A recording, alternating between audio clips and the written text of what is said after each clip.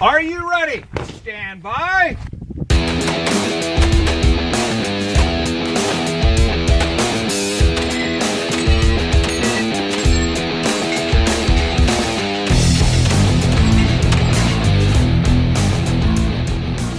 Welcome to the Three Gun Show. I'm your host, Dave Hartman.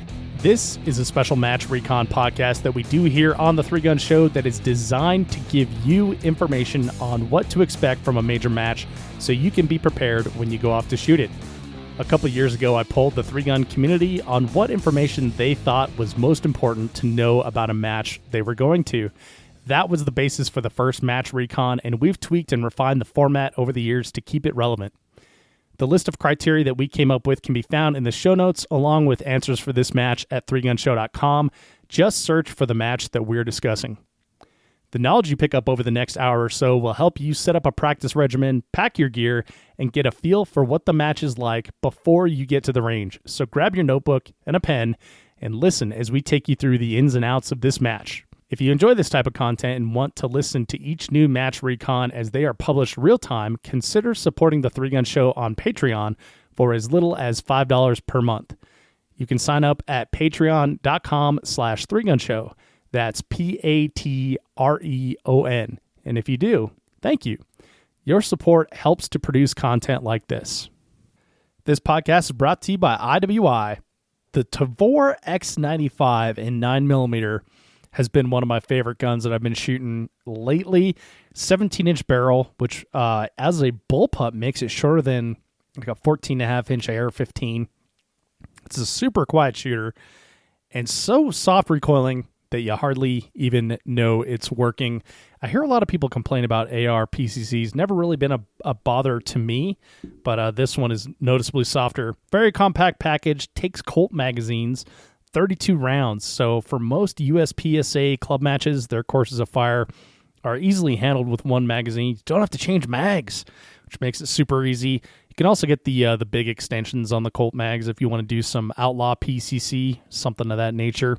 I'm torn on this one, though, because as you'll hear in this podcast coming up with Jake Latola, I need practice on my pistol, and I'm really enjoying the PCC, and that's kind of all I want to do when I go to club matches. So if bullpups are your thing or you're looking for something new, check this out. Mine's flat dark earth, which makes it way cooler. The Tavor X95 in 9mm, IWI.US is where you can check it out. It's a fun gun. This podcast is brought to you by Breda USA, Italian shotguns that are the best in the world. And this is a shotgun tech tip from Team Breda. Hey, this is Dave Hartman from the Three Gun Show, and I'm with Tina Martin-Nims from Team Breda, and we are going to learn about choke selection. So before you go out to the match, you want to make sure that you have an understanding of how what your chokes are patterned at. So what I like to do is I have my three main chokes that I usually use, which is a spreader, an IC, an improved cylinder, and a mod. And I set my targets out at 5, 10, 15, 20, 25, and 30. And it's just like a knockover steel and a flipper. And I test to see what how they perform at those distances with the ammo that I typically use. And so when I go out onto a stage, I already know that at, say, 35 yards, I can use my mod choke and knock it out. And I'll be ready to go. Awesome. All right. Well, that's your tech tip from Tina Martin-Nims of Team Breda. Check out Breda's B12i 3-gun ready inertia-driven shotgun at BredaUSA.com. That's BREDA. Welcome to the Three Gun Show, brought to you by Armalite. I am your host, Dave Hartman, and this is a special Match Recon podcast with field correspondent Jake Latola. Jake, how are you? Good, Dave. Guten Abend aus Deutschland. Are you all right, man? Did you have a conniption there? Yeah, I did.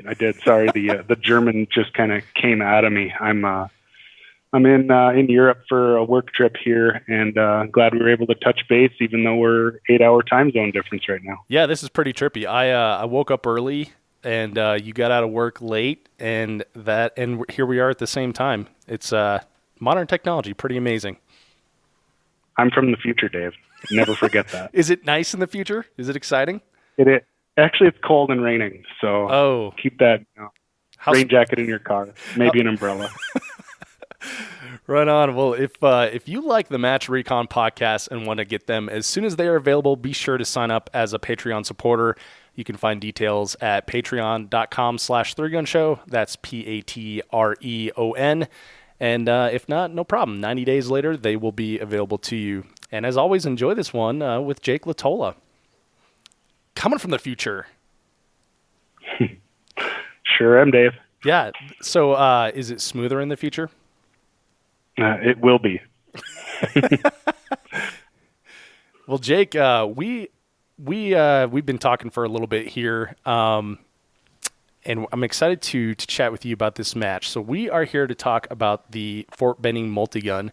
It's actually held on an Army base, which is kind of cool. Absolutely, that was a unique experience. It was middle of November. This year it was the 17th, 18th, 19th, and I normally don't shoot much for matches after mid-October. It gets cold in Minnesota. The days start getting shorter. There's not a lot of time to prepare. Early November's deer season, but Benning was a match I always wanted to shoot, and it's put on by the Army Marksmanship Unit, so they're going to put a good challenge out there for you. And I was really excited to go this year. It was a good time, and it was a little tough to train for because I mentioned the days are a little shorter, but I'm glad I did it, had a good time, and I look forward to sharing that experience with the listeners.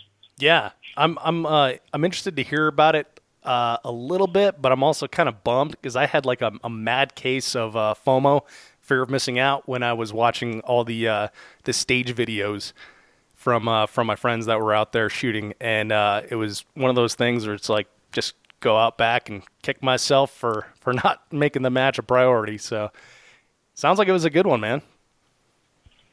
Yeah, it was. There was a total of like over 250 shooters that were signed up for the match, and 237 of them, I think, finished. I don't know if the rest were no-shows or what, but, it was definitely well attended. And, like you mentioned, it's on an Army base.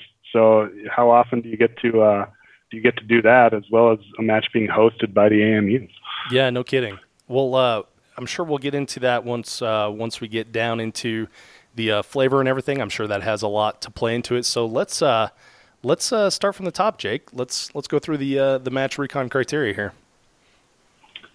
Yes, sir. So, as I mentioned, we're talking about the Fort Benning Multi-Gun Challenge. And it was held in the middle of November at Fort Benning, Georgia, kind of outside of Columbus, about an hour and a half south of Atlanta. So, logistically, pretty easy to get to. As far as total time or points, it was a points match. So that's good. That's kind of typical of what I would expect from the AMU. The rule set was their own Fort Benning rules, published beforehand. Pretty straightforward, with a couple of minor exceptions in that coupled mags had to be offset, kind of a la Rocky Mountain 3-gun style, and you got to have traditional double stack rifle mags. No Surefires or D60s or anything like that for the TO divisions, the tactical division. How do you feel about that? I didn't see a problem with it. I brought a mag coupler just in case I needed to do a quick reload, but it really didn't come into play. I'm a fan of that style. Like, I think running a D60 on TAC Ops gear is kind of dumb because it's not.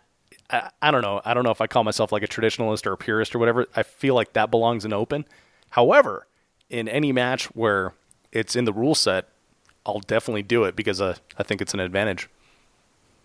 Oh, absolutely. I don't own one. I keep kicking myself saying I should buy one, but I don't have a D60 yet. I keep running the Nordic Big Stick. The Gen 2 PMag with the plus 18. Yeah. So what does that give you? 48 plus 18. 48. Yeah. Good math, Dave. Good math. Well, I was trying to figure if you shut up. So at Hard as Hell last year, they had like a 52 round stage, right? So that just makes it out of reach for that Nordic Big Stick unless you single tap a couple of them, right? And right. And I was bummed about that because I'm like, okay, well now I have to buy a D60 this stage was obviously designed by someone who owns a D60, and so it's like $150 thing for one stage at one match. But now and then I actually won one at the Magpul Governors match, and now that I have one, I'm totally okay with that. Exactly. All right. Well, sorry, little tangent there, but that I think is an interesting piece of the rules, and one of those things where you always have to look for special little exceptions, right? Because not every match is the same. That was really what it was. Looking through the rest of the rule set, there was nothing that was kind of outside of the ordinary of what we see at most outlaw matches, and even outside of the irons, tack irons, factory division stuff with Three Gun Nation, outside of the Three Gun Nation capacity limits, everything was pretty straightforward for all the other divisions, with the exception of the coupled mags offset, and you couldn't run triple stacks or D60s in tactical divisions. Okay. And let's see. It was on practice score, obviously, since we're both looking at the results in practice score right now. And what was what was the schedule? It was a 3-day match. So we got in, one scout day. Everything was well structured there, and then 3 days, 3-day format, 4 stages per day. I mentioned it's November, so the days are shorter down south too, and so they're a pretty aggressive schedule to try to get 4 stages in per day. I think when we first got there, we were a little worried about it, but things kind of ran without a hitch, and it turned out great. Prize table after on Sunday, with enough time for folks to run back up to ATL and catch their flights out of town if they needed. Cool. And is that a half day format then? No, it was full day. So it was basically 1 on, 1 off. Oh, really? And okay. Yeah, so you were on the base all day, but it was okay because they had 3 separate ranges that the stages were at. So there was some travel time. The stages were organized by areas. So if you're at the Krilling range, which is kind of the home of the action shooting team, 4 of the stages you shoot on a particular day are at that range. They had 8 of the stages that were at that range, and the other 4 were split between 2 other ranges. And when you were shooting those other 4 that were split between the other 2 ranges that they had, those were the 4 stages you shot that day. 3 stages at one range, and then 1 more stage at a different range. Cool. So, I like when they organize them like that in areas when there's a large facility. Makes it much easier to get to the stages on time and everything. Right, and I'm a fan of full day format like that. I already mentioned it a couple times. The days are shorter, so the day goes by really fast. There's people everywhere at Krilling. The bays are all kind of close to one another. So, they had some food vendors there, and, some things that were nice to be around that kind of made the day go by, quickly. Cool. Well, you've got to be the first person I've spoke to under the age of 40 that has said they like the full day format. I just like the time it gives me to prepare. I find when I'm shooting half day and I'm like third on one stage, and then, so I get my stuff ready, I shoot, and then I go back to resetting, and I'm not prepping my gear. And then I've got to go second, and I haven't changed my chokes, and I didn't top off my mags, and I didn't, because I didn't want to Blue Falcon my squad mates by not resetting and doing that stuff, while our squad's still on the stage. So, sometimes I just feel really rushed when I'm shooting half day. Yeah. It's great when it flows well, and, where you are in the order, it turns out you've got time to prepare, or feel prepared at least.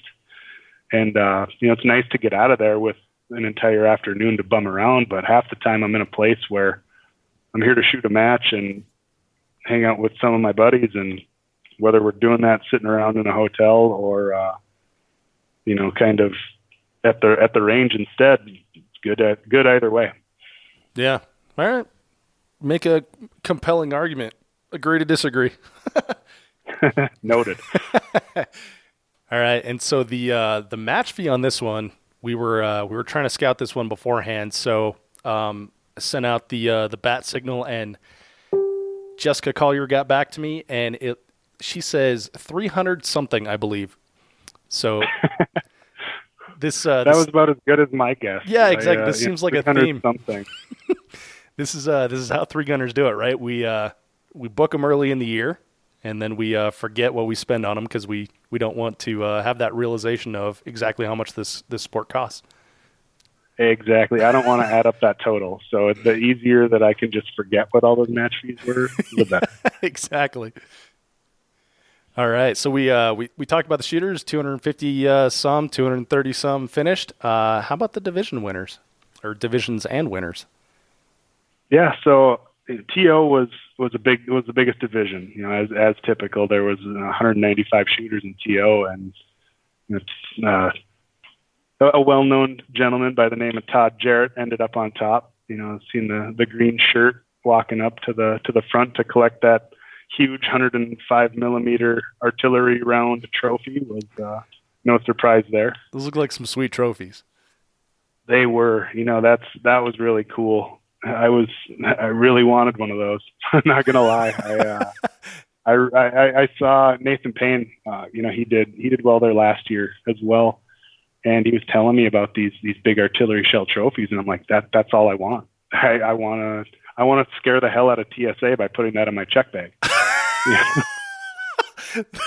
I never thought of that. Like, that's got to be something that's like an interesting conversation on the way home. Right. So unfortunately, I came up a little short, but that would have been cool. But, yeah. So where'd you finish? Second, right behind Todd. Was in striking distance, but I faltered a little bit and kind of dug a hole deep enough I couldn't get out of it. Yeah. Well, it was definitely close. So Todd's 100%, you're 98.05. And then third place, Jason Tilkey at 97.26. So that was a pretty close race there. And is this the time to talk about penalties, or should we save that for the rest of it? We can probably save that for the long range discussion. Okay, cool. All right. What other divisions? So open was next highly attended with about 35 shooters, and what's this name? Jerry Mikulake? I think it's French. Michalek? Oh, gotcha. Yeah, Jerry was tops in open. No surprise there. I know. Whiteside's distant arms was I believe hot on his heels as well. I know I talked to Mike a couple times throughout the match, and it sounded like he was shooting pretty well, and wasn't quite sure if he was going to catch Jerry. And looks like, much like myself, Chase and Todd, both came up a little short. Yeah, a little similar there, 98.1%. So yeah, close one there. Third, Gabe Dietrich. Right. Yeah, Gabe. I've shot with Gabe a couple of times and seen him at matches, and he's normally shooting TO. I didn't get a chance to talk to him.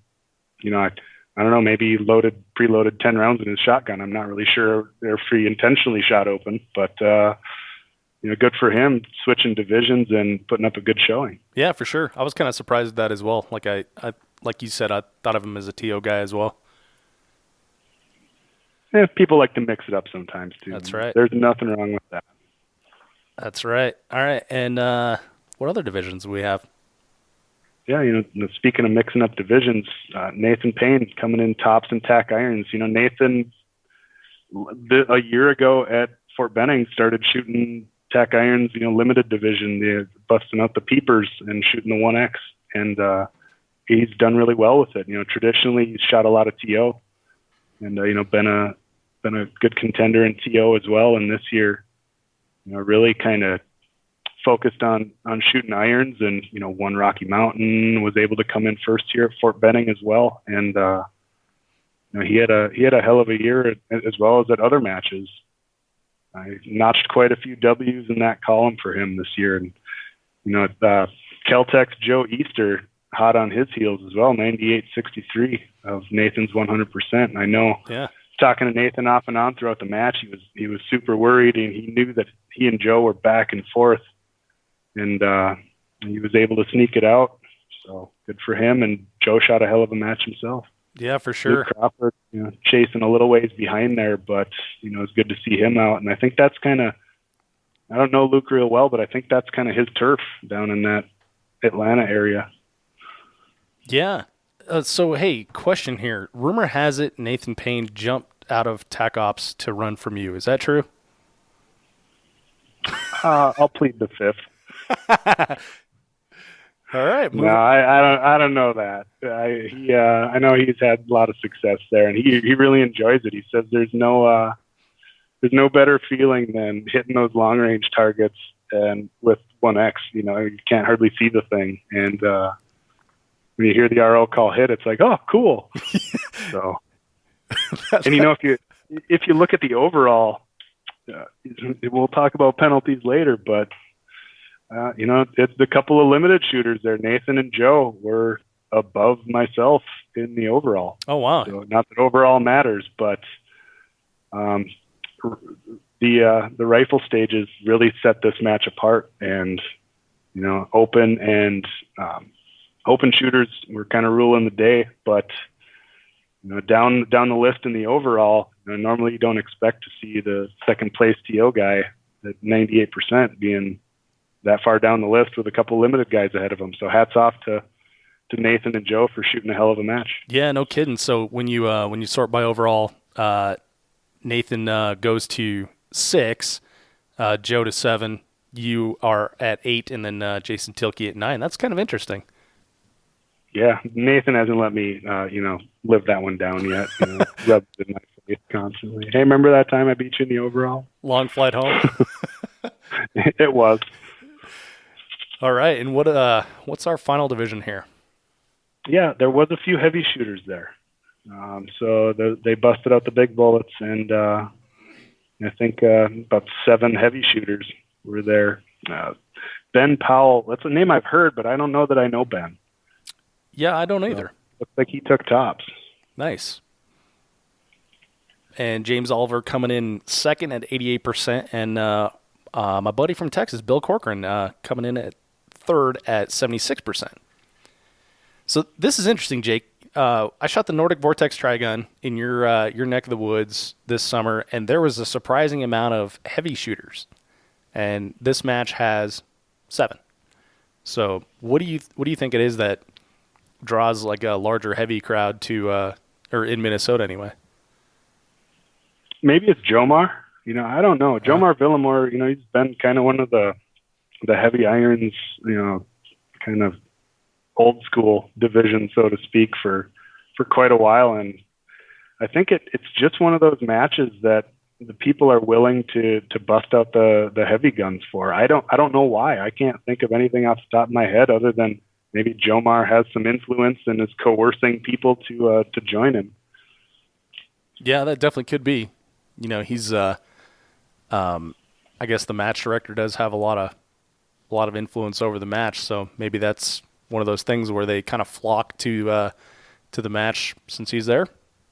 I don't know. Interesting. Yeah, could be. And sometimes guys are just looking for an excuse to shoot a different division. Like I'll use Jay Carrillo as an example because Jay is no stranger to shooting in a heavy division. We see him shoot a couple of matches a year in heavy, and it's no surprise when he shows up in TO. It's no surprise when he shows up in limited. Not a surprise when he shows up in heavy. So it just, I guess, whatever flavor you're looking for that particular time, and I guess the Trigun must lend itself to folks wanting to take out the 308. Sweet. Well, hopefully we'll be seeing more of that with the Pro Series and 3-Gun Nation going away, and like the traditional Pro Series, and so it not necessarily being like a TAC Ops thing now. I think you're going to see that a lot more, people going out into different divisions. Oh, absolutely. That's one way. We've been trying to diversify the number of shooters in the divisions for years. I mean, there's different things have been tried for a long time, and we'll see if that one sticks. Yeah. All right. So any other shooting opportunities while you were there at Benning? They didn't really have much for other shooting opportunities. There was just cool stuff around. Yeah. You're walking around. I mentioned the food vendors were there. So there was some pretty good grub available. But then also, you probably saw some pictures of it online on social media, but they had a couple of, some armor was there. I believe Benning's home to some of the armor for the Army. And they had I believe, what is it, a Bradley fighting vehicle and a Stryker infantry personnel carrier or something. I don't remember. Forgive me, military folks. I don't know all the M designations and or all the names. All I know is they look like tanks and they're badass. So yeah, it was cool to be able to climb around in those and talk to a few of the soldiers that operate those machines on a daily basis. That's pretty sweet. It's I don't know. I'm sure it becomes like mundane, right? If that's your gig. But for guys like you and me who are non-military, it's kind of a cool thing to be able to see and touch that stuff up close, right? It really was, and it really gives you an appreciation for everything that our servicemen and women do. You crawl into the back of that thing and you realize that the crew of guys that are sitting in there, they're literally shoulder to shoulder. It's tight. It probably stinks. It's probably really, really loud. And, the things that they endure, for their country and for us, it's really humbling when you get a chance to crawl inside that sardine can. Yeah, no kidding. Yeah, we got to play around in an MRAP, at the Magpul Governor's match. And I can't even count how many people hit their head getting out of that thing. And I think like how terribly designed that thing was. And, the Cheyenne, I think it was Cheyenne PD. Like those guys, when they need to use that, just banging their heads around, walking around the inside of that thing, it is interesting. Like they design things not necessarily for comfort when there's some sort of military application, right? You get into like a BMW or a Mercedes, since you're in Germany, and it's difficult to be uncomfortable in those things. But for some reason, like they don't have like a lot of I guess what do they call it? Like human design? Come on, you're an engineer. Yeah, I'll call it creature comforts. Yeah, there you go. Yeah, there's no sort of the human factors aren't necessarily always considered, but yeah. I mean, I'm sure that they are, because I actually I do know a gentleman that as an engineer consults with, I believe, the Air Force on some of the human factor elements of maintenance tasks and or design of some of, for example, parts of airplanes and how they access them, and basically the human, how the ultimate human is affected by this design decision.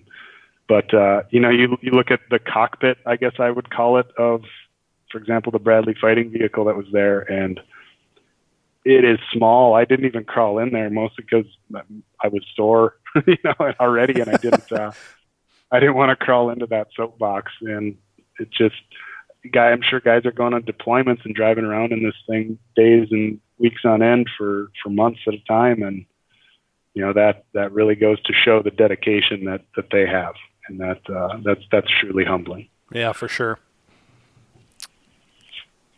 All right, Jake. Well, so I think I can kind of guess the answer to this one, but what was the match flavor? So match flavor was very fast. If you saw some videos, it was a very fast-paced match. Mm-hmm. It's mostly bays at Fort Benning.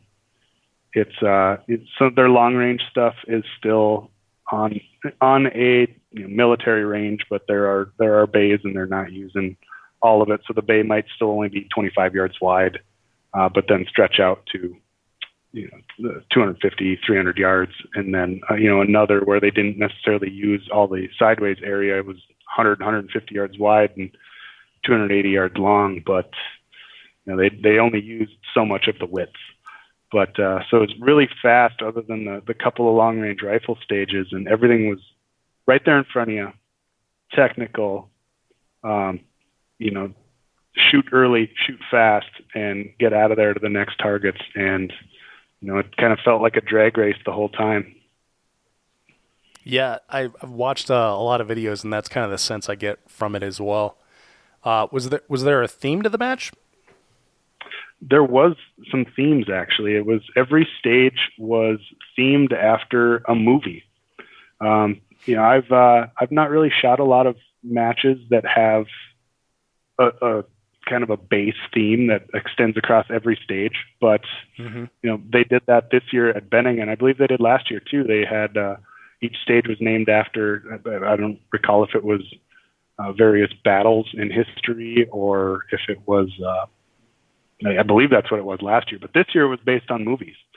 So there was, a John Wick stage where everything is fast right in your face and you get to stab a dummy in the head with a pencil and, with an effing pencil, or however.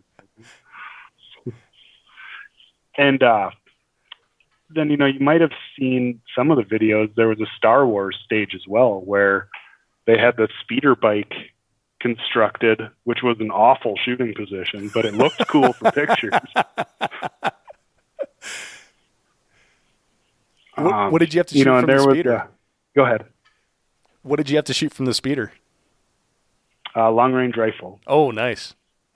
Yeah, so they were pretty small, kind of some smaller targets out there from a rather compromised position, but definitely doable. I'm not taking that away from them, but sure. We're not to the long range yet, so I'll still bite my tongue. But there was you probably saw some videos where they had the Rambo stage where you shot from a boat.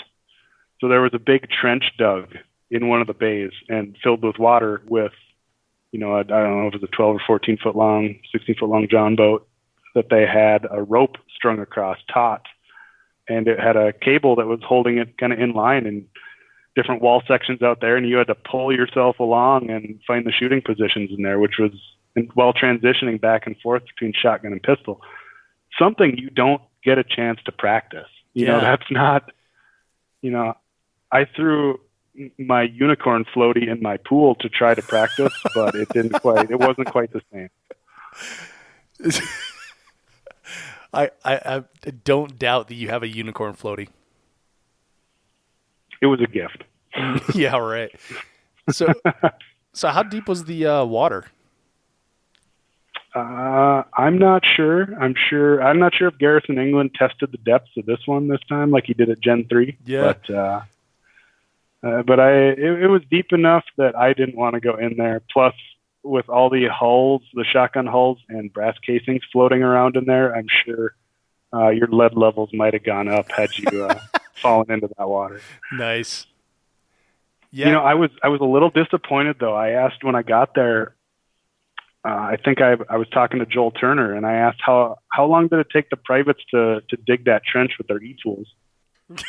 And he kind of started laughing, and he said, "Actually, we have some civilian help that used an excavator and dug the hole mechanically." And I was disappointed by that.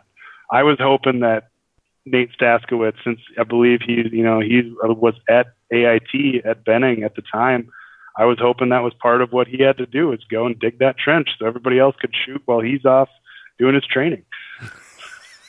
That would have been awesome. Yeah, that would have been good, but to no avail. So, side note, did you see Staskowitz when you were out there? No, he's busy being an Army guy. Oh, okay. Gotcha. Yeah, I did ask if there was any chance that he, was going to make a stop by, but they said no. Nah, won't let him out of the hole. Right. Yeah, so I just recently shot the Red October Kalashnikov Festival, and they brought in an excavator and dug some really deep trenches and really wide trenches. And, it's a ton of work to do that type of thing for a match. And I'm sure this, river simulation was right. was the same way, but man, it really just adds something cool to it. It's definitely enjoyed by the shooters for sure.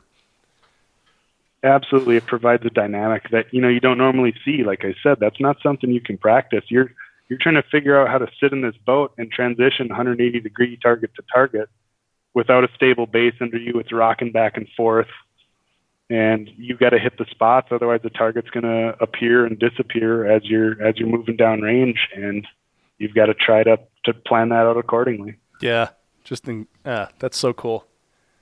All right, so one more thing that just on the match thing or on the flavor, one of the stages was an Indiana Jones themed stage where they had a large PVC pipe on the side of the range with a bowling ball that would roll through it. Oh, and when nice. that bowling ball hit the end, it hit a pressure plate activator that activated a drop turner as well as a swinger that were obscured. So it was in your best interest, once you threw the sandbag on there, a la Raiders of the Lost Ark, I believe. Yeah. Threw the sandbag in there and released the bowling ball. It was in your best interest to go under the door and shoot all the targets as fast as you could, so you could engage those two activating targets before they activated. Basically, you beat the bowling ball down there, you got an open target presentation. If the bowling ball beat you, you're going to have to shoot that swinger while it's swinging around a bunch of barrels and covered by notion. Oh, no kidding. Yeah. Man, that's one video I haven't seen yet. I'll have to go creep on people's Facebook videos. Sounds pretty awesome. Maybe I'll put that one up there. Yeah, I'd like to see that. Well, as far as theme and flavor goes, so it's the RO staff is Army Marksman Unit, right? Correct. Yeah, the ROs were soldiers from other disciplines of the AMU. Mm-hmm. So, I got a chance to talk to a few of them, but I guess I don't recall exactly who was doing what, but they're certainly professional. Maybe not the most experience with our range commands in action shooting, but that's something you can get around. But sometimes you're just so ingrained in the range commands that we're used to, and just to hear somebody say, "Go ahead, make it hot," and you're kind of, okay, are you sure?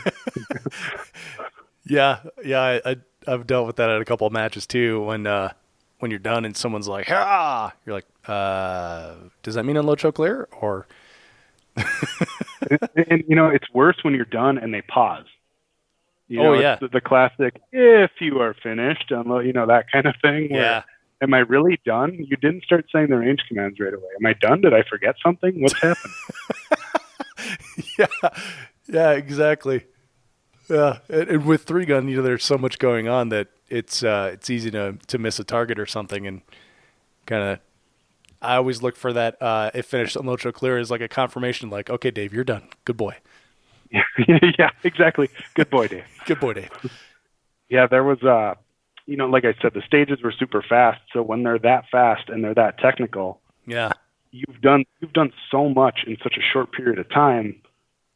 Sometimes when you get done and there's a little bit of a pause before they start issuing the range commands at the end of the stage, and you're kind of like, shit, did I forget one?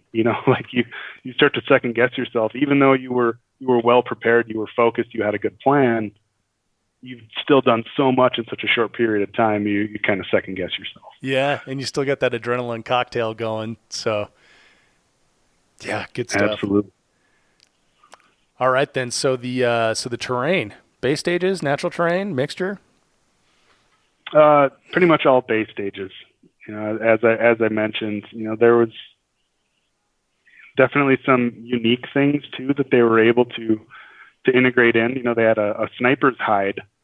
You were basically within shooting some rifle targets out to mid 100s, upper kind of 150, 175 range, and that included a moving target. There was a simulated vehicle interdiction, I believe I heard people call it. That was a word I was not that familiar with. I was just like, I'm going to shoot that target because I'm supposed to. So, yeah. But they had a cardboard car that they had built that was on this traversing mechanism that had a steel plate on it. that was, a shoot target on the stage. When they published the stages beforehand, it was at first like an option target, like, oh yeah, cool, try this. And then before the match, I'm sure they heard people talking about, well, I'm just going to take one shot, and if I don't hit it, I'm just going to wait. Yeah. I'm just going to move on. There's no penalty. And some speculating here. But then they said, no, that's going to be a required target. Nice. I like it. So how was it? Did you hit it? Yeah, I think it took me 2 or 3 shots. But there was Tyler Payne from the AMU actually drew a picture. His art skills are phenomenal, by the way. But he drew a picture with a big aim here crosshair. So you had an idea where the hold was. Oh, nice. It's good that they helped you out a little bit. Absolutely. Again, something most people haven't done, right? They could have, as long as it's the same for everybody, it doesn't matter. And if they posted that before the shooting commenced, so everybody was privy to the same information. Mm-hmm. So, it worked out okay. Yeah. And I've never shot a moving target before. I've shot from moving platforms, like a UTV or something, but in a match environment.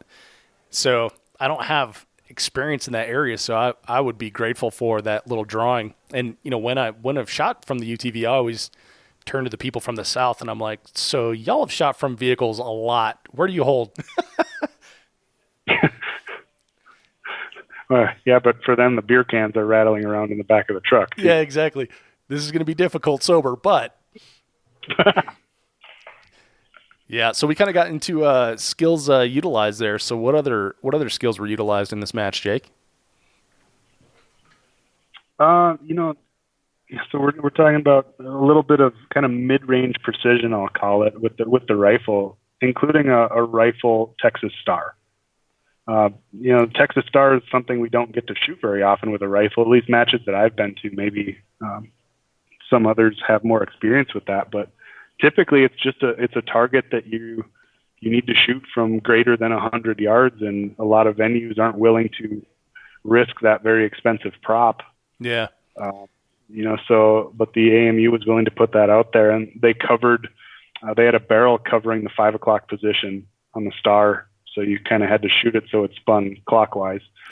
And, that's always fun. I've only done that a couple of times. So kind of matching, rifle shooting on another moving target, this time swinging in an arc, it definitely kind of called on some of your fundamentals. Yeah, we had one of those at Colorado 3-Gun Championship. It was like 45 yards or something like that from a what do they call it, suspension bridge. And that was interesting. It was only 45 yards, but it was easier than I thought it would be. But I had like a lot of trepidation going up to it. Like I was like, okay, well, I've never seen or done this before, so I don't know what to expect. Right. Yeah. So, in typical AMU fashion, they're really just testing fundamentals and testing your fundamentals quickly. And it's about doing fundamentals faster than everybody else. So if we're talking about skills, there were some stages, stage 1, for example, there was like 60 pieces of steel out there, and it was shotgun or pistol option, as well as a flying clay, an aerial clay that you had to shoot. So it was, do you load the shotgun or do you shoot the shotgun right away? Where do you integrate the shotgun to, do you want to take the risk to try to shoot that clay with your pistol? Mm-hmm. It probably launched 12, 15 feet in the air too. It wasn't a shorty. It was up there. So there was you had some time to screw that one up if you decided to take it with the pistol. Well, and that's unique too, right? We don't often shoot flying clays with pistols. So that I'm assuming that this was out of like a toaster or a kicker kind of thing. Right. The MGM pigeon toaster or the black sheep thrower or whatever it was. Mm-hmm. Yeah, same thing. That's they had 2 of those at the match. So one was on that all steel stage, which, so we're talking about fundamentals right here, and they're testing fundamentals. Well, you've got this sea of steel in front of you, and a lot of people shot it with mostly pistol. And very rarely do you approach a stage with that many pieces of steel on it. It almost felt like a Pro-Am style thing where you're just ding, ding, ding, ding, ding, ding, ding, and all of a sudden your mag goes empty, and you're like, oh, what do I do now? As you're drawing your fourth mag out of a spot on your belt that you're not used to reaching to and trying to finish out the stage. And then they say your time, and you're like, is that good? I feel like I shot a lot. Yeah. So that's an interesting thing. It's something that Adam Maxwell and I have discussed quite a bit, is how 3-gun is regional, right? And so like down south, Florida, Georgia, places like that, you get a lot of really competent pistol shooters, and you dudes up in Minnesota are super competent shotgun shooters, right? So how did you decide what to shoot on that particular stage? And then did you notice that type of regional difference in the competitors? No, the fastest guys in a given match are typically not varying too far from one another. One, you could say maybe they've chatted with each other, but they usually reach one of maybe two conclusions on how to run a stage. Mm-hmm. And on that particular stage, like the one we're talking about with the big sea of steel and pistol shotgun option, I actually was doing the math. No way. So, yeah, weird, right?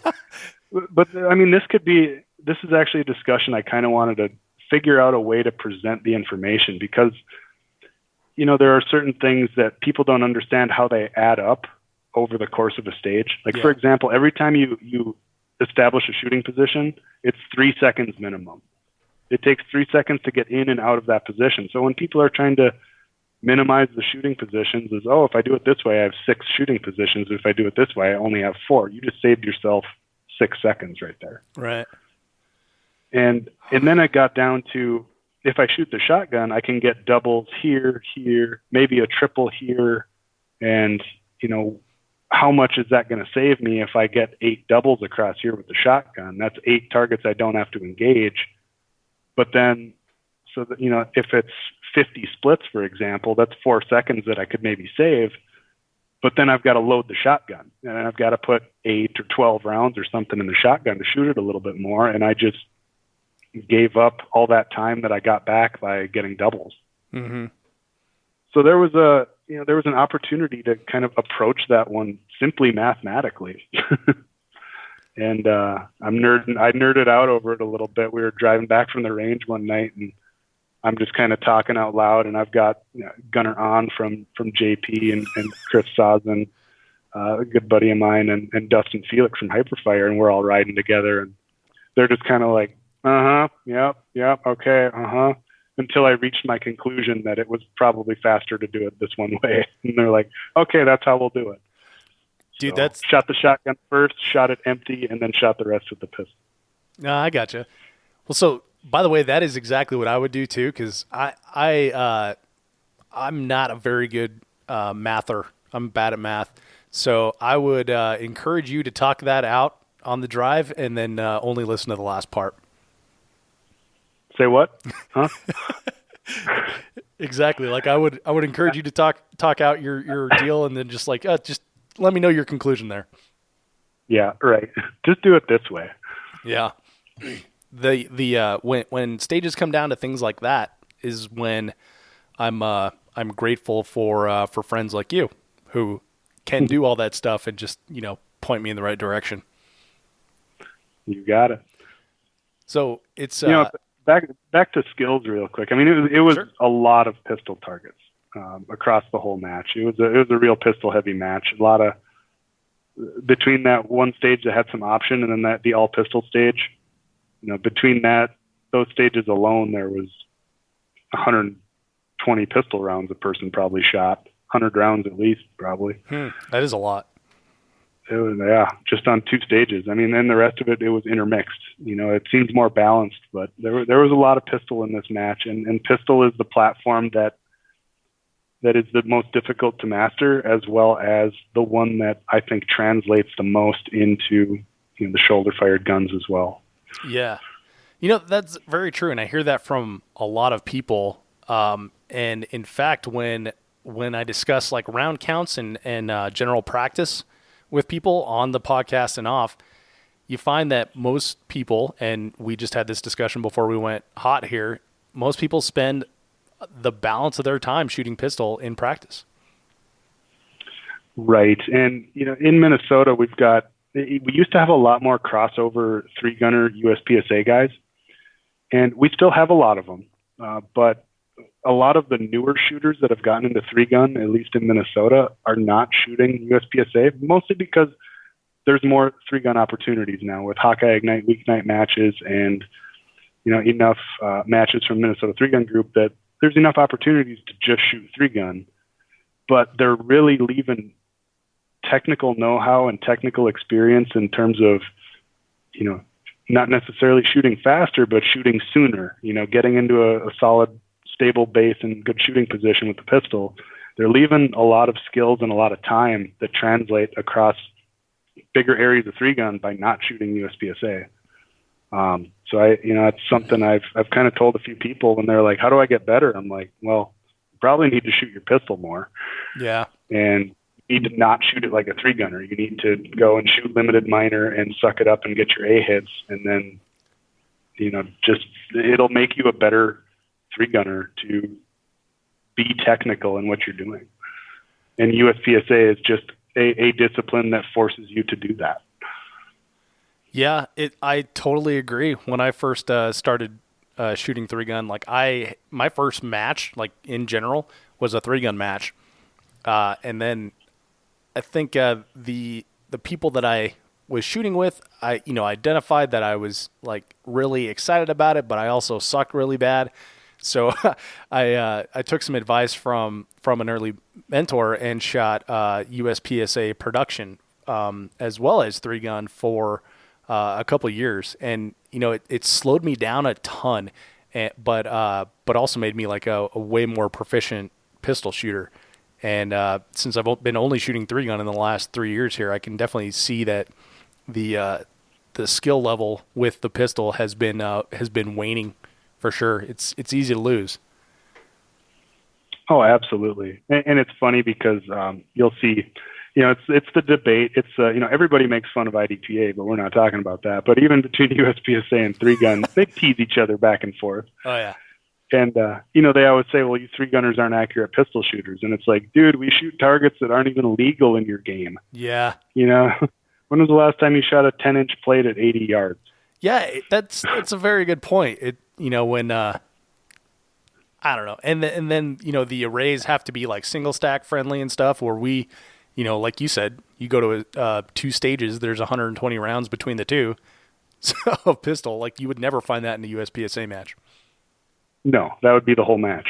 Yeah, exactly.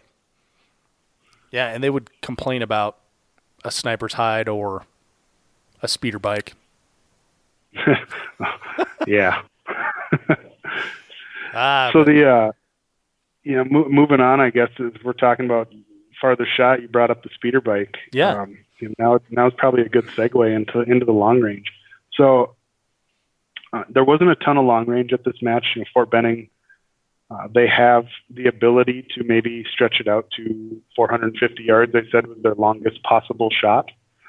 But that would involve basically having just one stage on one of their ranges.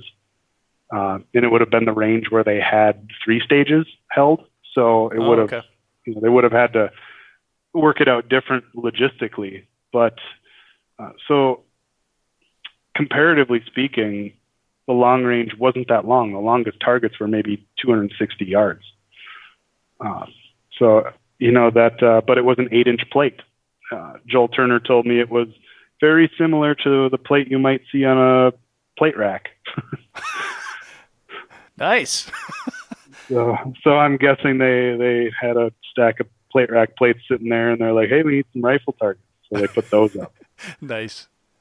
Well, and, it's funny, even, you asked me about penalties. This is probably where this needs to come up. But that long range, the long range targets at this match, for some reason, ate everybody's lunch. It was widespread across the field. If you ran the 2 long range stages clean, you made up a ton of points on somebody who didn't. Yeah. And, long range is critical to any match, but I was shocked at how penal they were at this particular match. They weren't hard shots. It just, I think as three gunners, we tend to, a lot of times, you think an 8-inch plate, you can ring that all day at 260 yards, right? Yep. Like I've got a JP rifle that shoots a half minute, and I've got my Razor 1-6 on it, good hyperfire trigger. I've got the top of the line gear. I should be able to drill a 1-inch hole on that 260 yard target if I want. Right. But at a lot of matches, other than maybe Andy Horner matches like Blue Ridge, but a lot of times the long range targets are 4-minute, 5-minute targets where, that might be a 14-inch plate out there at 350 yards or something. Yeah. And you have a larger margin of error with that large of a target. Now, sure, an 8-inch plate at 200 yards is a 4-minute target, but for whatever reason, it seemed a lot smaller than that. There might have been something kind of goofy going on with the wind. It might have been something funny. I'm not sure, but the shooting positions were prone. For example, on one stage, there was 3 different shooting positions where you were re-engaging, I believe it was 4 targets from 3 different spots, 3 different shooting positions, and 2 of them were prone. And the third was kind of in this goofy tire position, but it was super solid if you could get into the right position. And a lot of people, myself included, left targets and missed targets and or timed out. Dave, I timed out for the first time in 5 years. I've never timed out on a stage. Wow. And I timed out on that stage, and I did not hit 4 long-range targets. So that explains the 105 seconds of penalties. So 105 seconds of penalties and still came in second place. Like that just doesn't happen, right? Like even the winner, Todd Jarrett, and we're looking at TAC Ops here, 60 seconds of penalties. I was scoping down to see who had the most penalties in TAC Ops, and there's some in the 300s. Like our buddy Joe Farewell, I think he had like a bad day with his rifle, but 330 seconds of penalties and still in 17th place. It's crazy. It was a battle of attrition, I swear. It was. You talk to some people, and I remember watching the squad in front of us, and or one of the squads in front of us, Joe Easter was shooting. So he's shooting limited. He's shooting a 1X. He gets all his hits, and I was licking my chops going into that stage that I mentioned with the 3 positions and the 4 targets. I was like, I am going to burn this thing down. I'm shooting my rifle great. I just confirmed my loads. I checked my 0 when I got there, and just, dug myself a huge hole. And I think, one of the things I was trying to get to earlier, and Nathan Payne and I were talking about this just recently the other day, kind of recapping the match and just chatting a little bit. And as 3 gunners, a lot of times when we get into the long range shooting, we still shoot too fast. You need to kind of get in there and turn yourself into PRS mode and really try to focus on getting really good solid holds and breaking the shot when it counts. Cause if you're just expecting to get away with a sloppy sight picture on an 8-inch target at what seems like it should be easy distances, tell you what, you're going to end up with 105 seconds in penalties. Yeah. I struggle or with more. Yeah. There's I scrolled all the way down. There's an 11:55. Woo. So I struggle with that myself, Jake, and it's something that I've been trying to balance this year of, calming down, being patient and getting into position and getting those good holds versus taking that target and getting the hell out of there. How do you balance that when like there's that clock running in your head? It turns into complete pucker factor. I had no idea where I was on the time. All I know is I shot a lot from the first position. And I'm like, I got to get out of here. I'm going to take 8 FTEs if I sit here and go to war with these things all day. Yeah, yeah. And you get into the second position. I think I left 1 or 2 targets in the second position. And I'm like, you got to suck it up and move on. And one of the things that Brian Payne always said that I've had a tough time living by this is when you get into a long range stage, you take 3 well-aimed shots. And, that's a rule of thumb that maybe some people could benefit from. I have a tendency, if I'm shooting too fast and I'm like, no, I can get it on this one. I can get it on this one. And get it on this one. And all of a sudden you've taken 6-8 shots at a long range target. And at 3 seconds of pull, that's a ton of time. Yeah.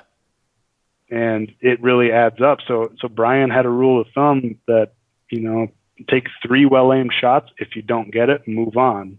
And then if you say there's 5 targets and you struggled on one of them and you got all the other ones in one shot, maybe go back and try and take 1 or 2 more at it, but try to make it up. But you've got to figure out for you when it makes sense to draw the line. And I think that's a good place to start for a lot of people is I'm going to get good holds, good sight pictures.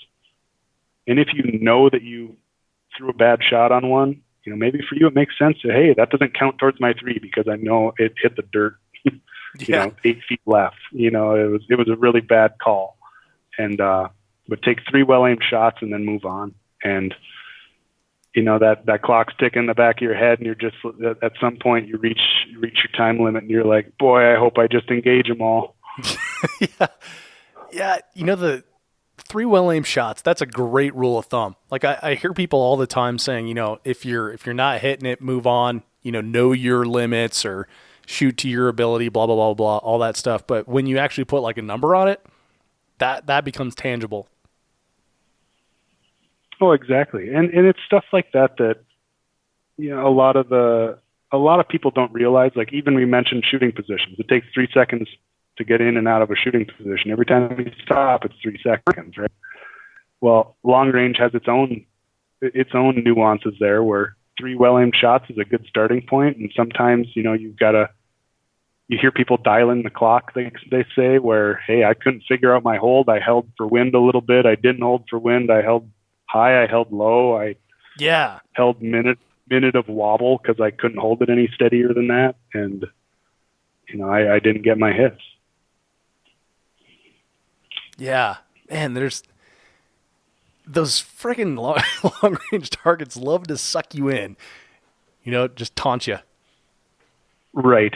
And, you mentioned the 3-gun is regional, and, the folks out west that shoot a lot more rifle, or even the guys in Texas too, they get opportunities to shoot a lot of long range rifle. And for me in my area, that's a limitation. And I know I have opportunities to go shoot it. It just, I haven't had the bandwidth or the time to make it out there and really put in the work. And it definitely came up to bite me at this year's Benning match. Mm-hmm. That's one thing that I really enjoyed about living in Texas last year is, here in Colorado, our club matches go out to 200 yards at max, right? And generally you don't get to shoot the 200-yard range every month, right? In Texas, I went to my first club match was a Dissident Arms match at Cawthorn Cartridge Club, which is a ton of fun, great matches. And they're like, yeah, we're not shooting very far today, so 430 will be our longest shot. Right. Okay. And by the way, it's a 15-mile-an-hour full value wind, and good luck. Yeah, right. Yeah, in the Vortex Shooter Source 3-gun match, we shot out to like 605 yards. And granted, that was like a full-size Zipsic, and I had, a really good spotter, so I got lucky on that one. But you walked in? Yeah, Hunter Sykes, by the way. Little shout out. Thanks, Hunter. So yeah, it's man, 3-gun is so regional. It's amazing, but it's pretty cool when you get to to flex those muscles on things that you're stronger at. When you get to a stage and you're like, yeah, this is my jam. Right, and then to take the things. I mean, even more important than that, you feel that sense of confidence when you know that it fits your skill set, and a lot of the stages at Benning fit my skill set, and including the long range ones, and I did not perform. And but then to eat crow and be willing to take your lumps and be like, hey, this did not go well for me. I need to improve here. Like, and I'll use Josh Fralick as an example here in Minnesota, I guess overseas in Minnesota from where I'm currently located. But, Josh knew that he wanted to get better at his long range rifle, and he put in a ton of work. And as far as I know, it's going better for him. And I was able to win the Three Gun Nation Nationals in open division, or unlimited division, I guess I would say. Mm-hmm. And I have no doubts that that's going to carry over for him into next year. He put in a ton of work and was identified a weakness and was willing to work on it. And if everybody's willing to do that as well, they're going to see their performance improve. Yeah, for sure. And there's a lot of people out there that'll just say, "Oh, I'm not good at X, long range, pistol, loading the shotgun, whatever." But that's one thing I really enjoyed about Josh. When I had him on the podcast at the Nordic Vortex Tri-Gun, that was one of his weaknesses that he identified, right? Just recently, we did a Match Recon of the Three Gun Nation Nationals, and obviously he, won that match in Unlimited. And so I asked him about, how was long range? And, he discussed the practice that he put in and, the things that he learned in his practice and everything.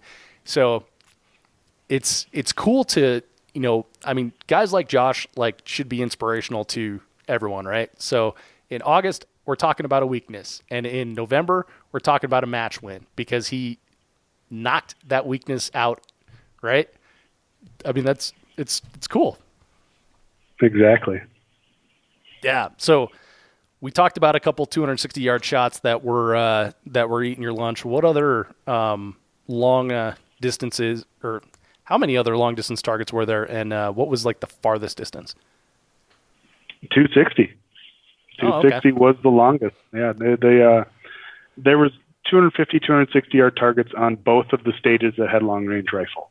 I mentioned the one you had to re-engage from 3 different positions, and then in the other you had to re-engage, I believe it was 5 targets from 2 different positions. One being an X-Wing fighter, and the other being a speeder bike both from Star Wars. Nice. We were, a Wookiee short of a party. Story of my life. And, you heard me tease earlier that speeder bike was a terrible shooting position. Yeah. And the only reason I say that was at one point in time, we're sitting there and Joel Turner was driving around and he had to repair a target, and he comes back and he goes and he kind of sits on that speeder bike and assumes some semblance of a shooting position, and he just turns to somebody, I don't remember who it was, and says, "This position sucks."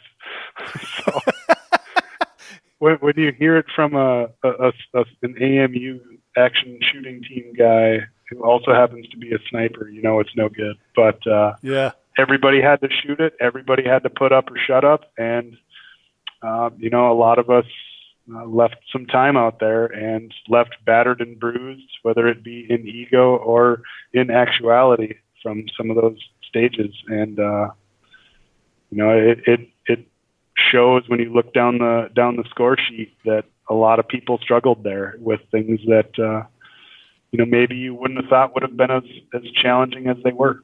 Yeah, no kidding. Man, so while you were talking there and you were I was just kind of curious, did anyone shoot this penalty free? And I just scrolled through open and TAC ops, and no one shot it penalty free, including the aforementioned Jerry Michalek. No one in TAC irons, and no one in heavy. No one shot this match penalty free. You don't see that a lot, right? No, very seldom. I mean, some of the big natural terrain matches, Blue Ridge, maybe Hard as Hell, and things like that, where really big, really long stages and long range, real long range, 300, 400, 500, 600 yards. A lot of times somebody's got to eat a target or two and move on.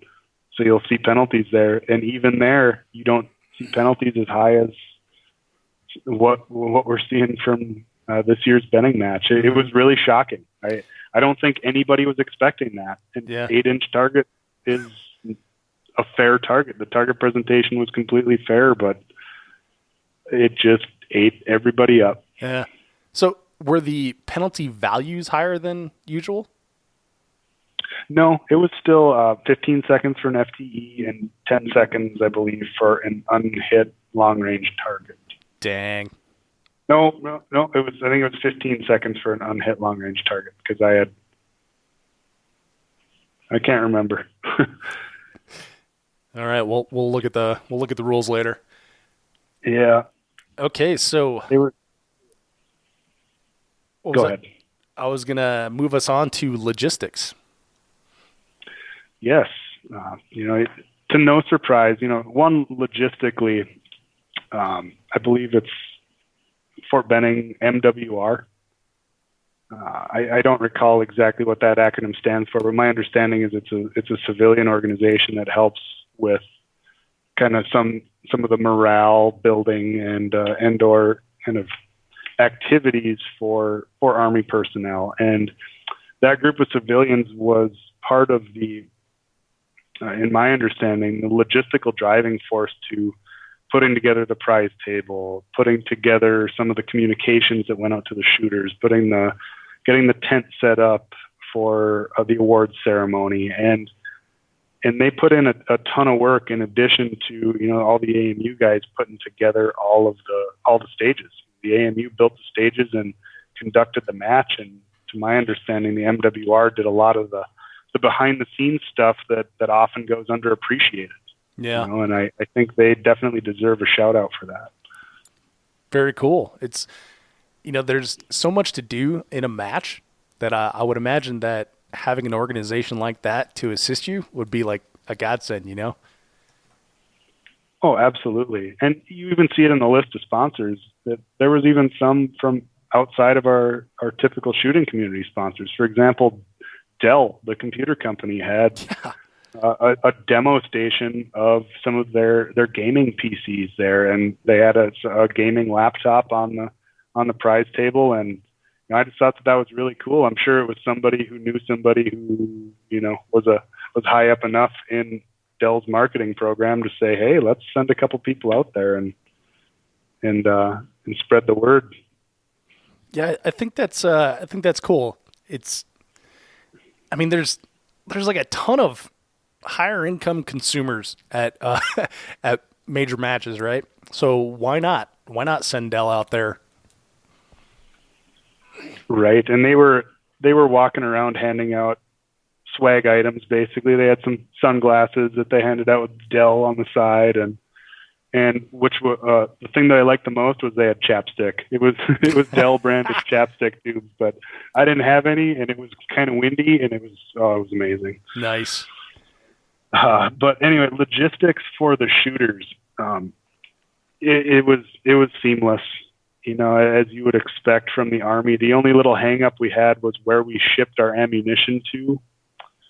When we went to register or check in for the match, we registered, crossed your name off the list. Here's your swag bag and your cool ammo can with a Fort Benning sticker on the side and a really cool challenge coin. You can call it a challenge coin, but a coin that has the Fort Benning multi-gun challenge logo on it. Nice. And the year. So that's a cool keepsake that I put on my bench, and it's something really neat to look at. And so you get all that stuff, and at that time, it would have been wise to have asked, hey, for those of us that shipped ammo, where do we find that? And we just wanted to get out, look at the stages, didn't really think twice about it. So then we went to the location where we had shipped our ammo, and they're like, oh, we brought it over to the registration place at the Krilling range, where we had just registered. And so it was whoops. We didn't know about it ahead of time, but we should have known better at the same time to inquire about that upon arrival. Yeah, it's funny, one of those things where someone's trying to be helpful and and you don't know they're trying to be helpful, so it kind of screws you in the end. Right. And I'm going to lump in the pre-communication for this as well, since that's really part of the logistics. But sure. Pre-communication, as I mentioned earlier, they did release all the stage designs beforehand. They even sent Jake, we had a international incident where our Skype call dropped. So let's bring it back from pre-communication here. Yeah, absolutely. Sorry about that, Dave. No worries. But as far as pre-communication goes, as I mentioned, they had the stages out early, so everybody kind of got to take a look at maybe what to expect from this year's vending match, as well as early draft versions of the match book with all the sponsor information and stage designs, the rule set, the details of how to enter the base. Because you're entering a military base, and they really spelled it out for you. What forms of ID to enter the base are valid, and go to this gate at the base and go here and get checked in. And, I thought they put all the information out there. If you didn't choose to read it, sure, maybe it would be confusing, but it was all there that described to you how to properly enter the base and not to speed. If you can ask Dave Horn, if anybody saw his comments on Facebook, that he got pulled over and got away with it. But they run a pretty tight ship, I believe, especially in the mornings when everybody's doing PT, that you don't want to push the speed limits too high. Yeah, and Dave Horn likes to speed a little bit. And that big truck sticks out like a sore thumb, too. Yeah, no kidding. He's an easy target. Right. But it was very well communicated, I thought. And we're not talking weeks in advance. I bet we saw the first revision of the match book a month beforehand. Yeah. Maybe more. I was 100% confident in, what we were getting ourselves into based on, the quality communication that we did receive as shooters. I tell you what I liked. They put the stage diagrams on Instagram. And, that started my FOMO off early, like a week in advance, like, oh crap, I should have gone to this match, because you get to see the stage designs, and they put the descriptions down in the comments and stuff. And you don't see that a lot from matches. And I think that adds like a little bit of something to, maybe not this year, but maybe next year, people, that are following the AMU on Instagram get to see that and then think like, oh, I should shoot this match in 2018, people like me. So I thought that was kind of cool. Absolutely. I mean, it's just another way to get the information out there. They had it sent out in the form of the matchbook draft in email to all the shooters. I know they had it on their Facebook page, and also pumping it out there on Instagram. The more platforms, the more exposure, and like you're saying, probably reach some folks that are now kicking themselves that they didn't sign up this year. Yeah, no kidding. Now, did you watch each of these movies before going to the match? No, I mostly watched like Finding Nemo, and that was not a stage. They didn't have a Finding Nemo stage? No, or a Madagascar stage. I tried, but yeah, it's pretty interesting. Like most of these movies I've seen, Indiana Jones, Tombstone, Desperado, SWAT. So it's kind of cool to have that sort of theme. And like you said, they put that book out early, so give you plenty of time to study if you need to. Right, absolutely. Beforehand, when we knew the flying clays with the pistol were going to be there, gave us a chance to maybe practice that a little bit for a few folks, and wasn't as shocking as it would be if you're facing it for the first time in a match. Yeah. I saw a lot of people practicing that, the month leading up to the match. And, I can just imagine, like a lot of these matches that don't have a lot of pre-communication, you walk up to that and feel, intimidated. Like, oh, I've never practiced this before. I don't know what to do. Right. And the match book is never accurate. I don't know. I understand that match staff is constrained. They've only got so much bandwidth. They've got families. They've got jobs. But when you can get that information out to the shooters, and if somebody wants to try to derive a training plan from what they think your stage is going to look like, good for them. Let them do it. I mean, otherwise, yeah. I kind of plan my training around what I think a match is going to present to me. So my training for like USPSA Multi-Gun Nationals, as an example, is way different than my training for Blue Ridge or Gen 3 or like a natural terrain match of some kind. Yeah. And that's the Because point I'm trying to tailor the skill set for the event that I'm about to attend. Exactly. And that's the point of the Match Recon podcast, is to be able to, disseminate that information out for people that are going to be shooting it. So now they'll know what to practice. Absolutely. All right. So we skipped over venue. We've been kind of talking about Fort Benning a little bit here throughout this whole thing, but anything that you want to add to the venue description? Not really. Like I mentioned, it's mostly bays. Driving in and out, it was kind of cool when you get on base and you see all the obstacle courses that are part of the various phases of soldiers training. You see the big tower that they have to climb up and cargo nets and all that, and you just want to run out there like a kindergartner on the playground and start winging around out there. And that would have been a ton of fun. Maybe they can include those in the match next year. There you go. Yeah, I've run Spartan races on Fort Carson here in Colorado, and multiple times. And yeah, you get in on the base, and everything. It's kind of weird if you're not from that type of environment, because everything looks the same. Like everything's really neat and orderly, like a Monopoly game.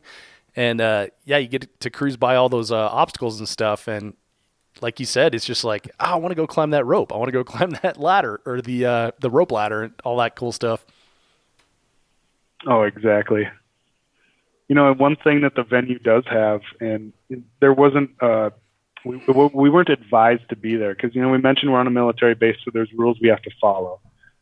We're granted access since we're bringing firearms onto the base. We didn't have to register them as competitors in the match. However, we were only permitted to drive directly between the multi-gun ranges, the authorized multi-gun ranges. So my understanding is the U.S. Army Infantry Museum is on Fort Benning, and couldn't. It was something I was interested to go and see, where there was time to do so. It just to at least pop in and see what's up, but we weren't going to do that and violate the rules. They specifically stated I think it was in the match book or in some preliminary communication, that to not do that with firearms in your car. So, we didn't want to violate any of their rules, respect their regulations, and maybe next time we'll get a chance to stop in there. Yeah. I've heard good things about that. All right, Jake. So how about the staff? How was the staff? We touched on the staff a little bit, that the ROs were other disciplines of AMU, other AMU shooting disciplines. And as I mentioned, then some of the range commands were maybe a little inconsistent, RO to RO, and that would be my only critique, and it's not much of one. It's more of just a consistency thing. That said, they ran everybody the same. They knew exactly, they limited the gaming. You weren't able to game a stage. Trust me, I tried, and was received with a polite, head shake of, I'm not going to let you do that. I haven't let anybody else do it either. And okay, I respect that. So, they certainly ran everybody consistently.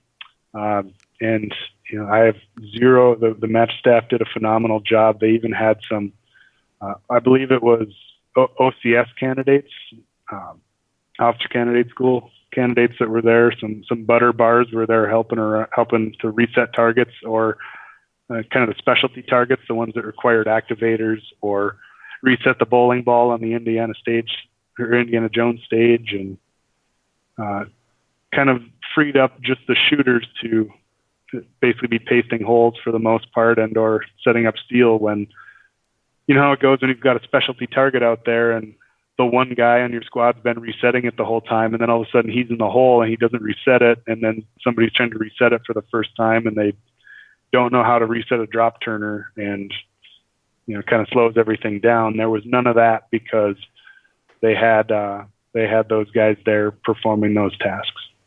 Very cool. And how was the fun factor? I really enjoyed it. The ripping off 40 some rounds in that shoot house stage that they had, it was just a good time. Like I said, everything was so fast and just wide open, and I just had a ton of fun getting to pull myself along in a boat and and trying to not fall out of it as I'm swinging left to right. And I give it a pretty high fun factor at this match. That's awesome. I love matches that like go the extra yard or the extra mile. Like we were talking about digging big holes and everything. It really does add to the fun factor, because I feel like matches are the place to do stuff that you don't normally do stuff. Like I can go shoot from a stick lying on the ground or a pile of rocks any old day of the week, but to shoot from a boat as you're dragging yourself along and transitioning from shotgun to pistol, you can't do that everywhere. Yeah, absolutely. No, I get it. Gives you a unique opportunity to, when the match staff is willing to put on some of those challenges, that gives you something memorable to talk about and to show people, especially those that don't know a lot about shooting. Gives them an opportunity to see something really cool that maybe they can relate to and be like, oh, that's really awesome. How do I get into something like that? And kind of gives you a segue into maybe introducing somebody new to the sport. Yeah, I mean, that's a great point. That's, one of the, actually not one of the first video that I saw that made me want to shoot 3-gun or find out about 3-gun was an Ironman stage. And, they were doing all kinds of stuff that I had never seen. They started you with your hands zip tied. You had to, get yourself out of it. You had a bag over your head, and they were lighting off firecrackers to simulate gunfire and everything. And I thought, that's awesome. I want to do that. Right. And then the hook was set after you got your chance to go out and experience that the first time yourself. Yeah. And here we are. All right, Jake, any funny things happen at the match? Well, one thing that comes to mind was on the stage that had the moving car target. That was it broke while we were on there. Really? The target stopped traversing, and we'll just say that those AMU boys, they beat on some of their gear pretty hard. All of a sudden, the target's not moving. They're on the radio. ROs are on the radio with Daniel and the rest of the staff. And all of a sudden, here comes 4 guys running over the berm. You're taught not to run over the berms at a shooting range. Yeah. And here comes 4 guys running over the berm, sprinting down range. Most match staff, call Mr. Fix-It to stage 8, and 10 minutes later, the quartermaster, Mr. Fix-It guy, shows up and because he was on the other end of the range and comes driving in. Well, here, it was within 60 seconds, all of a sudden there was 4 or 5 guys there literally sprinting, running down range to go fix this target. And I think John Browning in the AMU comes whipping around on one of these side-by-sides, rooster tail flying. He's got to have this thing penned. It's 150 yards, and he's probably going 60 miles an hour in this side-by-side, as fast as it can probably go.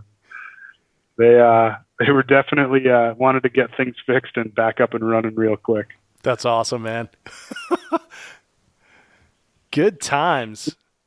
Well, Jake, and I'll just bring up one kind of a funny but upsetting thing too. By now, I'm sure a lot of the listeners of this show saw Josh Terrence, holster malfunction, DQ, whatever you want to call it.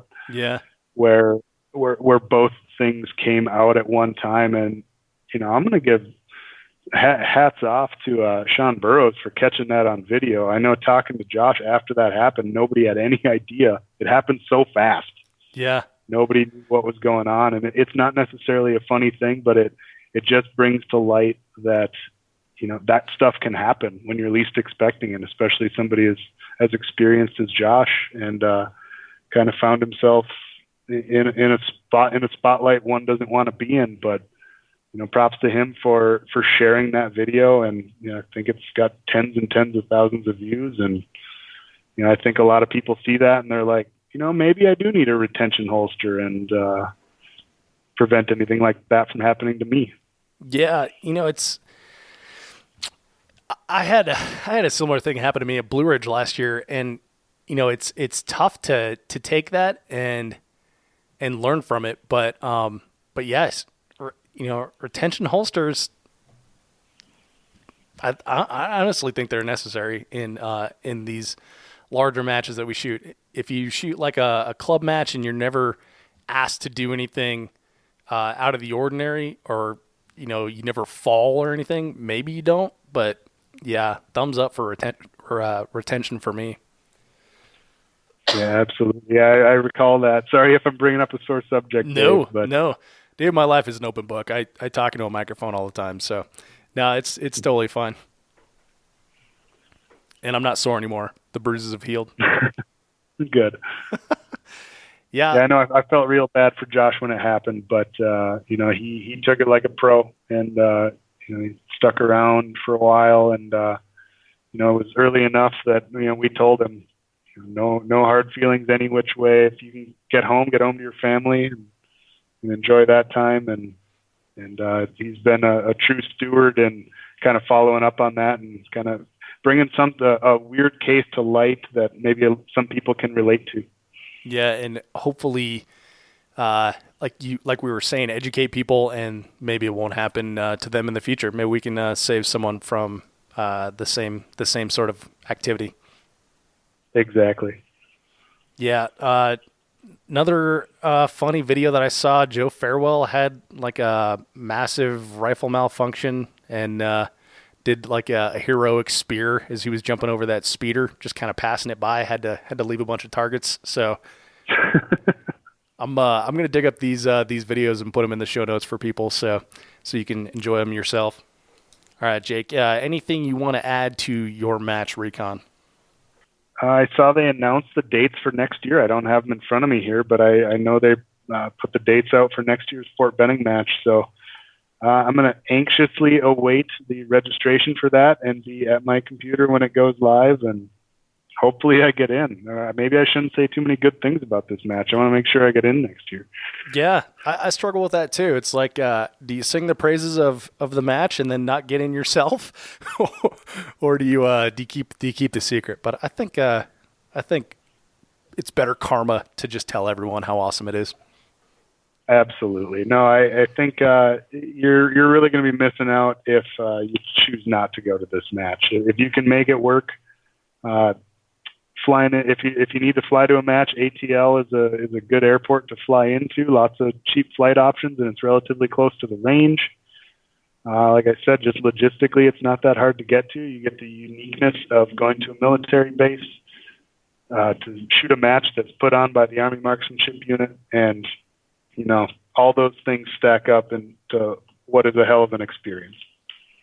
Awesome. Well, that's Jake. That's a great way to end the Match Recon here.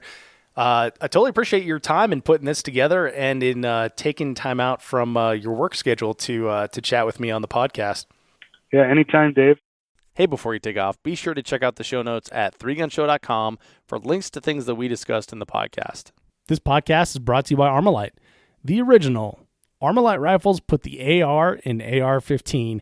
The rifles themselves come with 1-8 twist barrels, match barrels, 18-inch or 13.5-inch with a 15-inch or 12.5-inch handguard, Timney trigger, Luth AR stock, adjustable gas system, tunable comp, a patented tunable comp.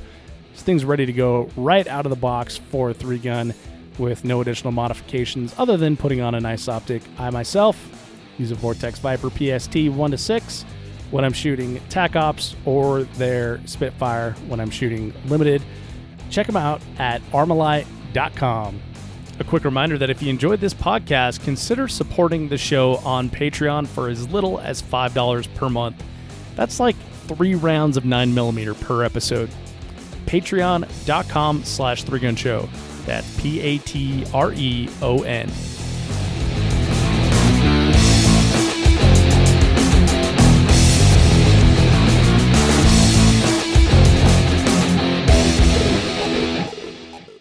If you are finished, unload, show clear.